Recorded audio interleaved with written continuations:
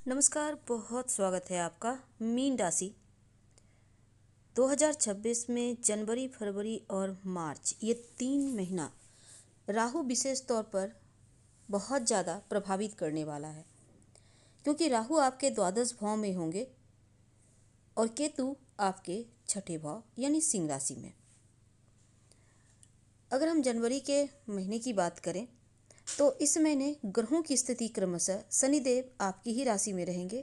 देवगुरु बृहस्पति आपके चतुर्थ स्थान पर पूरे महीने वक्री अवस्था में रहेंगे और ये दोनों ही ग्रह विशेष रूप से आपके दसम भाव को प्रभावित करेंगे। शुरुआत में सूर्य, चूँकि यहाँ पर अस्त अवस्था में सूर्य के साथ मंगल, बुध और शुक्र रहेंगे, इसलिए करियर के मामलों में कुछ सावधानियाँ। लेकिन राहु का प्रभाव आपके जीवन पर जनवरी, फरवरी, मार्च के महीने में कैसा रहेगा, यही हम जानेंगे। देखिए, 23 नवंबर 2025 को राहु अपने ही उच्च के नक्षत्र, अपने ही नक्षत्र शतभिषा नक्षत्र में आ चुके हैं और इस नक्षत्र में बैठकर अपने नक्षत्र में जब आए हैं तो और ज़्यादा पावरफुल हो गए हैं। तो चलिए समझते हैं कि मार्च तक राहु आपको क्या क्या लाभ देगा और किस किस क्षेत्र में आपको कितना लाभ दे सकता है। आपकी कुंडली में राहु की क्या पोजीशन है ये अलग है, लेकिन हम गोचर की बात कर रहे हैं। तो नौकरी करते हो आप, या व्यापार करते हो, या फिर पॉलिटिक्स से जुड़े हों, राजनीतिक क्षेत्र से जुड़े हैं, या फिर वैवाहिक जीवन की कोई समस्या है, तो राहु का प्रभाव इसके ऊपर थोड़ा हटके होगा। राहु आपको क्या क्या देगा पहले हम ये जान लेते हैं। तो 2026 जनवरी, शनिदेव पहले घर में, शनिदेव का पहले घर में गोचर करना यानी आपकी शनिदेव की 7.5 छाती पर चल रही है, तो कहीं ना कहीं थोड़ा सा मानसिक तनाव देगा। शनिदेव के प्रभाव से बचने के लिए आप रोज़ शाम में ओम शनिश्चराय नमः का जप कर सकते हैं। आप जो भी कार्य कर रहे हैं उसको छोड़े मत, अधूरा ना छोड़ें और ना ही उसमें देरी करें। जैसे चलता है उसको कार्य को पूरा करने का प्रयास करें, क्योंकि शनिदेव कार्य को कभी कभी डिले करवा देते हैं, कार्य में अवरोध ला देते हैं, या फिर वो कार्य आगे ही नहीं बढ़ने देते। तो शनिदेव का यहाँ प्रभाव चल रहा है, इसलिए धीमी गति से चलने वाले देवता कह सकते हैं कि सबसे धीमी गति से चलते हैं शनिदेव, क्योंकि वो 2.5 साल में राशि परिवर्तन करते हैं। अब जो राहु है आपके 12वें घर में बैठे हैं, तो जब भी राहु 12वें घर में बैठता है तो विदेशी ज़मीन से लाभ देता है। कोर्ट कचहरी कोई भी तरह का मामला है तो उसका भी संबंध राहु से ही जोड़कर देखा जाता है। लेकिन राहु जब भी आपके 12वें घर में आता है और कोई ग्रह जो मंगल, सूर्य, चंद्रमा अगर ना हो तो राहु को शुभ माना जाता है, या इनके ऊपर दृष्टि बन रही हो, राहु को शुभ माना गया है। अब देखिए, मित्र ग्रह के साथ हो तो अति शुभ है। जैसे शनिदेव, शुक्र, बुध इनके ऊपर दृष्टि बन रही है, या जो ये ग्रह हैं राहु को देख रहे हैं, तो राहु का पावर बढ़ जाता है, ज़्यादा लाभ देने लगता है।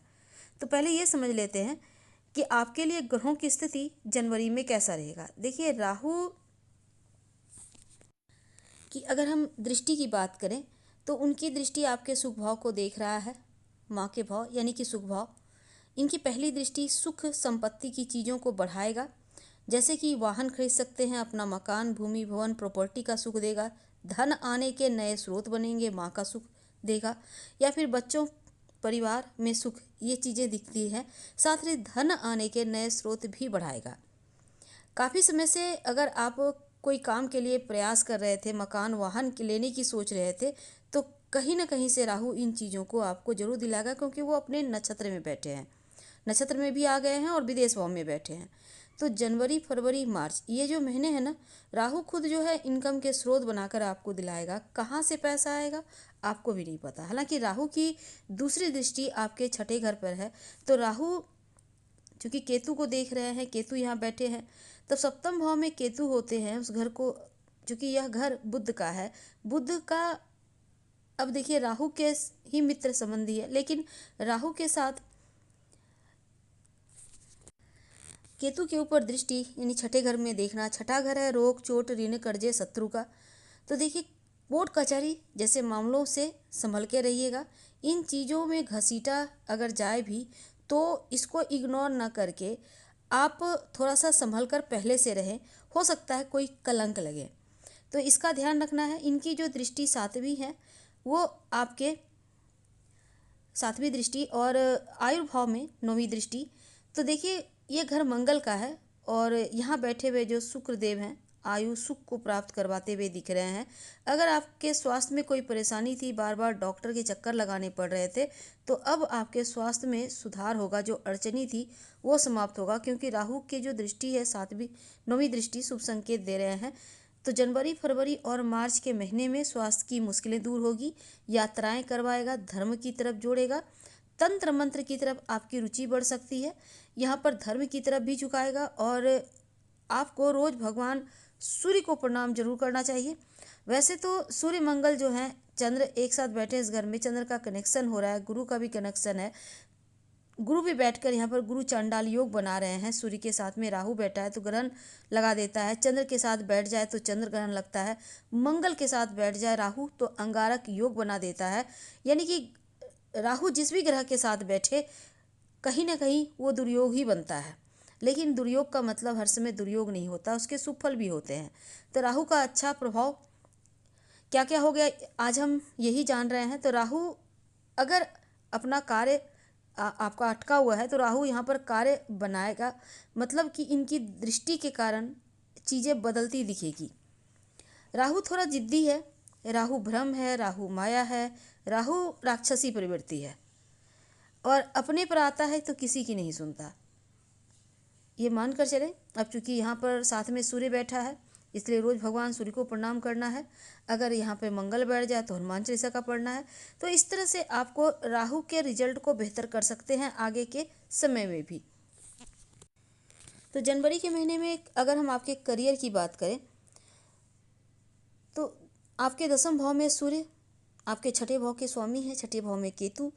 नौकरी में थोड़े बहुत उतार चढ़ाव, पद प्रतिष्ठा बनाए रखने के लिए आपको मेहनत करना होगा। वरिष्ठ अधिकारियों से तालमेल बनाकर रखें। और इस महीने के उत्तरार्ध में जब सूर्य, मंगल, बुध, शुक्र आपके 11वें भाव में जाएंगे तब केवल बृहस्पति और शनि की दृष्टि आपके 10वें भाव पर होगी। उस दौरान नौकरी में बदलाव का शुभ अवसर मिलेगा, कोई शुभ सूचना मिलेगी जॉब से संबंधित। और महीने के उत्तरार्ध में विशेष लाभ भी मिलेंगे, खासकर व्यापार में उन्नति होगी। धन की स्थिति देखिए बढ़ती भी दिखेगी, बेवजह के बस खर्चों पर कंट्रोल कीजिए। कुछ चुनौतियां हैं। देवगुरु बृहस्पति वक्री अवस्था में 4थे घर में बैठकर 12वें भाव को देखेंगे तो शुभ मंगल चीज़ों पर खर्च होंगे। घर में कोई पूजा पाठ, मंगल कार्य हो सकते हैं। संपत्ति, प्रॉपर्टी खरीदने के योग बनेंगे। 13 तारीख को जब शुक्र आपके 11वें भाव में जाएंगे तब इनकम आकस्मिक रूप से बढ़ेगा। हालांकि सूर्य 16 जनवरी को और यहाँ पर मंगल 17 जनवरी, बुध भी यहाँ पर आ रहे हैं। तो इस तरह से 4 ग्रहों का प्रभाव आपके इनकम के भाव में है। तो यहाँ पर इनकम बढ़ने के योग है, मेहनत से धन आएगा। स्वास्थ्य के मामलों में पूरे महीने राहु के 12वें भाव में रहने के कारण दिनचर्या में लापरवाही ना करें, स्वास्थ्य का ध्यान रखें, योगा करें, ध्यान करें। हालांकि महीने के उत्तरार्ध में ग्रहों की स्थिति आपके स्वास्थ्य की मुश्किलों को दूर करेगा, पुरानी समस्याओं से, स्वास्थ्य की समस्याओं से आपको बाहर निकालेगा। जागरूक रहें, अपना स्वयं देखभाल करें। अगर हम रिश्तों की बात करें तो प्रेम जीवन में बेवजह का उग्रता ना आए, वाद विवाद ना हो, इसका ध्यान रखिएगा। बाहरी लोगों का हस्तक्षेप के कारण रिश्तों में गड़बड़ हो सकती है, इस बात का ध्यान रखें। और अगर आप विवाहित हैं तो 7वें भाव पर शनिदेव की दृष्टि बनी हुई है और 7वें भाव के स्वामी बुध महाराज महीने की शुरुआत में 10वें भाव में उत्तरार्ध में यानी कि 17 तारीख से आपके 11वें भाव में जाएंगे, तब रिश्तों में सुधार होगा। पारिवारिक जीवन में बुध महाराज महीने की शुरुआत में अस्त अवस्था में 10वें भाव में सूर्य, मंगल, शुक्र के साथ होंगे।